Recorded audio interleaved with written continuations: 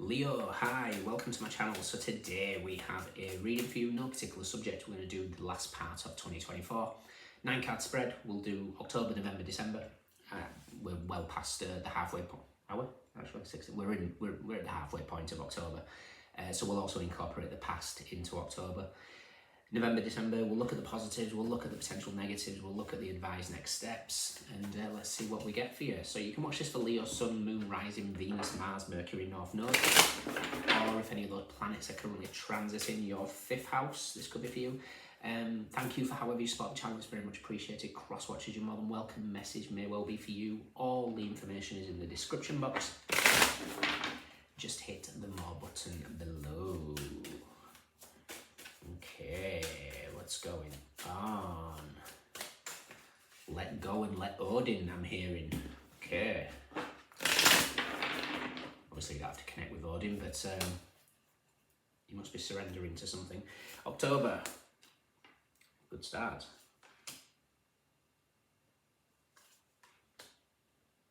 Okay. Trust the seeds that you've planted. I really hope it's like the 9 of Pentacles at the end. We'll see. November.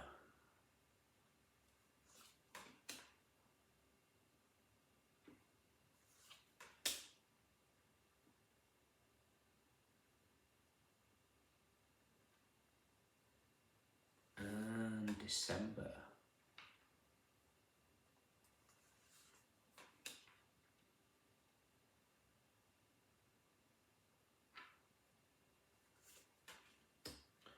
Nice. Okay.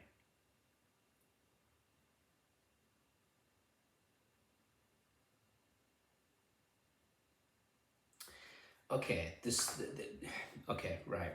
We've got the Queen of Pentacles at the bottom of the deck, with the Tower, with the Page of Wands, 6 of Wands, Page of Swords, 6 of Cups, the Lovers, the 2 of Wands, the 3 of Wands, the Hangman, Surrender, 3 of Cups. Okay, you need to trust seeds that are planted here. You need to trust that whatever it is that you're building, you know, we've got strong Taurus energy here, so you know Taurus rules your 10th house, career, those type of things. How you're seen, you know, relationship with masculine figures, authority figures, all those things. Whatever ideas that you've got that have been planted, in a single moment, everything can change. And that's what you need to remember in this aspect. This could be love as well. You know, it doesn't have to be about work, but we've got like a bit of a mixed bag here. There's a strong emphasis of balance, and I get the impression you're doing really well. Like, you know, past energy in October, energetically, you look like you're doing well.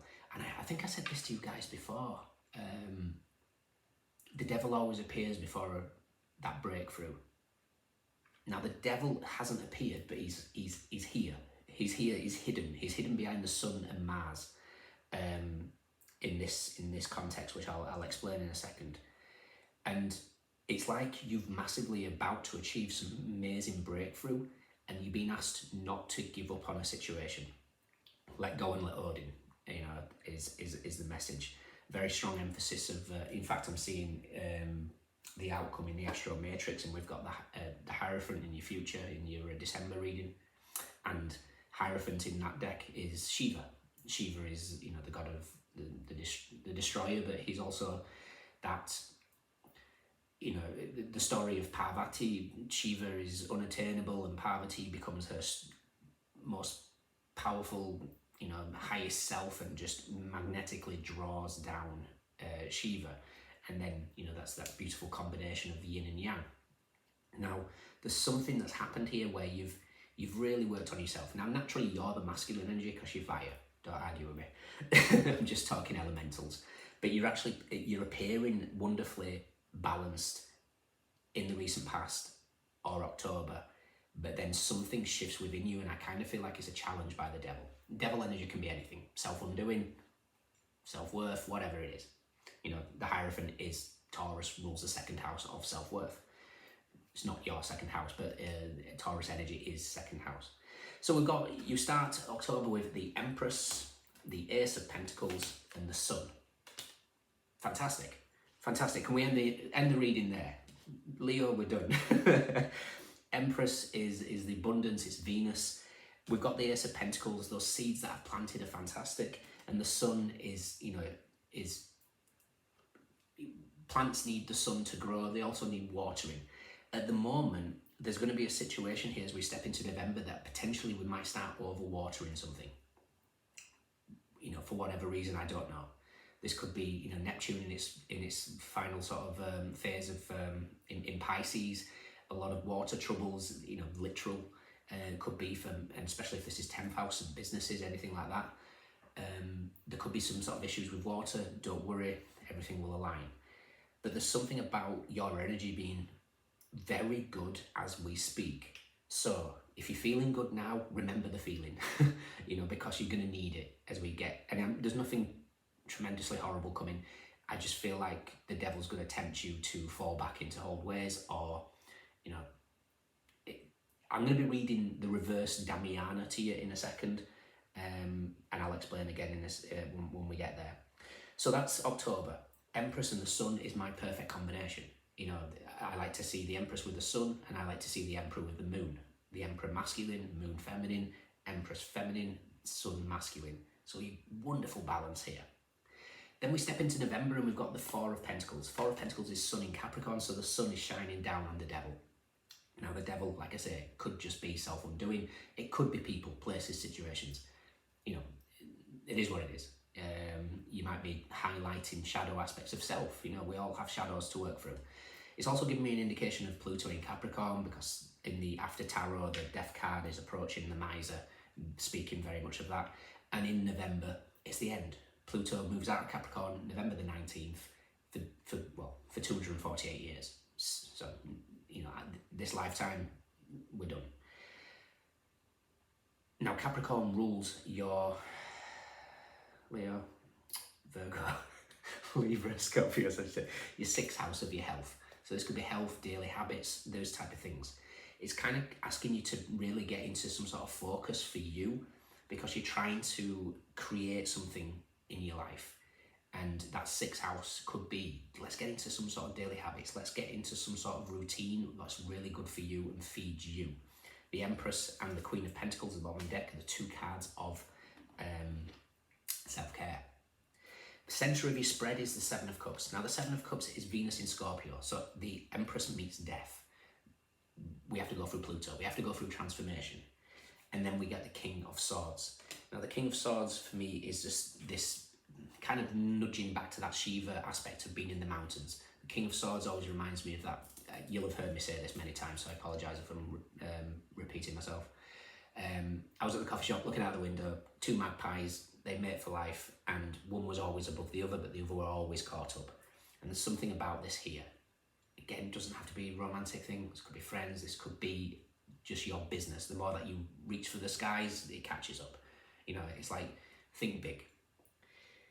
Future energy is the Three of Pentacles. Now the Three of Pentacles is the Narnia for me. It's the weavers of reality. It's also the threads of fate. It's like whatever's for you is pulling you. It's also Mars in Capricorn, so the Tower hits the devil. So the Sun is highlighting the devil, and then the Tower, Mars, really takes care of it. Then we get the Hierophant, then we get the Four of Wands. Now the Four of Wands and the Hierophant is spiritual marriage. It's the coming together of the masculine and feminine, whether that's within ourselves or a person coming in. The Seven of Cups in its negative aspects, because we've got the Empress, Seven of Cups, and the Four of Wands. I'm reading as Damiana, is in a negative sense, purely because Damiana is Venus and Pluto, and it's the beloved. And the issue, the potential negatives, is lust, lack of love, feeling unloved, separation, projecting unavailability, uninterested, unsatisfied, rigidity. Venus and Pluto. In its upright, magnetism, attraction, kindred spirits, soulmates, relationships, intimacy, sacred play, finding the beloved within. Find it within, as above, so below. Now, it just kind of gives me an indication here that you're doing really well. being a magnet to whatever it is that you desire, and then boom, the devil hits. And the devil is just showing you something. It could be practice what you preach, in a sense. You know, what do you want? If this Four of Wands indicates you and another person, what do you want? What do you want your life to look like? For me personally, this would be connection with a partner. We get up, meditate, breath work, yoga, see the world. Envision that. You know, that's my ideal. What's your ideal? There's just something about getting clear what it is that you want and then putting those steps into practice. So for me, I need to, you know, book my ideas up and do all that. You know, wake up, meditate, breath work every day, not just sporadic. I do the yoga every day, definitely, but you know, it's like getting into the routine of what you want in the future. Positives, the Sun, the Seven of Cups, and the Three of Pentacles, for me, is just, there's just something very, very healing about whatever Pluto or whatever the Capricorn or whatever the devil energy is suggesting here, because Capricorn's ruler of the 10th house, so you've got a lot of emphasis of where you're seen. You know, this looking at every day as a new beginning. It's also burning away any sort of chakras that seem to be out of alignment. Could be confidence with the Sun card. Usually not an issue for you guys because you're, you know, you're the most confident zodiac sign. But, you know, past issues, things that go wrong, you know, we get, as bless her, rest in peace, Elia says, you know, dust yourself off and try again.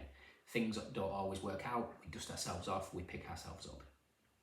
So yeah, we're definitely going to look, we're going to look for the Emperor, we're going to look for Death, definitely going to look for Devil, the Sun and the Tower as well. Oh, the Tower's there straight away. Page of Wands and the Queen of Pentacles. Okay. Yeah, it's in a single moment, everything can change. This Page of Wands in the Tower feels like a message, and it's something that's going to make you happy. The Six of Wands, Jupiter in your sign. Wheel of Fortune meets Strength. So something can shift overnight.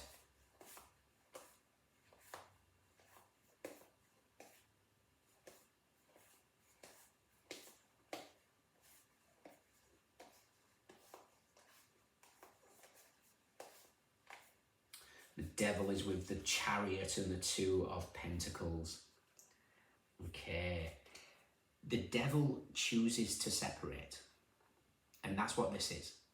Because there's this discrepancy here. Because we've got the Devil and the Chariot, for me, just speaks of opposites. It's pulling apart something. 10th house, 4th house. Mother, father. No. Mother, father. It's like, you know, this split, this, if you look at the Two of Pentacles here, is something that splits. And it's like the devil always tries to intervene. And like I said, the devil could be anything. It could be self-sabotage, your subconscious playing tricks. It could be people. You know, at the end of the day, the devil can represent whatever it is that causes some sort of negative divide.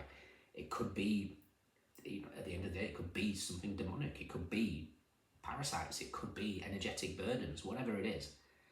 It comes to create a wedge between you and your goal, and you're being asked to recognize your strength, your power, and to just stay present. Two of Pentacles always stay present. If you look at the normally, he's got the sort of juggling.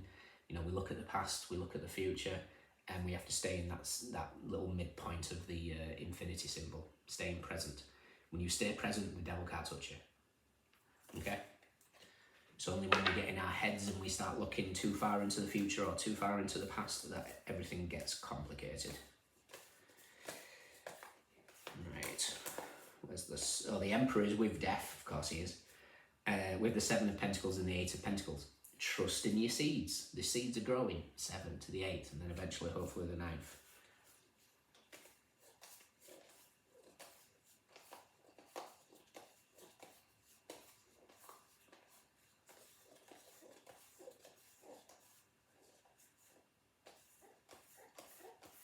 Is that everything I was looking?